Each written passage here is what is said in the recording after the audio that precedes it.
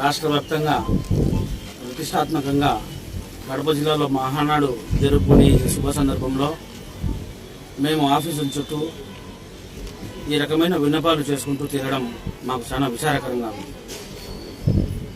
పొద్దుటూరు మండలం కొత్తపల్లి పంచాయతీ అమృత్ నగర్లో మేము మొట్టమొదటి నుంచి పెద్దాయన వరదరాజిరెడ్డి గారి అనుచరులుగా మెలుగుతూ అక్కడ పార్టీ పటిష్టతకు నాయకత్వం బలపడేదానికి మేము ముఖ్యంగా పనిచేస్తూ వచ్చాము. గత వైసీపీ ప్రభుత్వంలో అమృత్ నగర్లో ఉండే కమ్యూనిటీ పర్పస్ కింద వదిలిన స్థలాలంతా ధ్వంసం చేసేసి కోట్ల రూపాయలు ఆర్జించడం జరిగింది. దానిపైన పెద్దాయన విచారణ చేసి అందరికీ న్యాయం చేయాలా, ఎవరైతే దోపిడీదారులు ఉన్నారో వాళ్ళందరినీ శిక్షించాలనే ఉద్దేశంతో సర్వే చేపించి నిజమైన లబ్ధిదారులకు అందజేయాలనే ప్రయత్నం మా నాయకత్వం చేస్తూ ఉంటే దీన్ని సాకుగా పెట్టి పేదలను సతాయిస్తూ వాళ్ళు ఇల్లు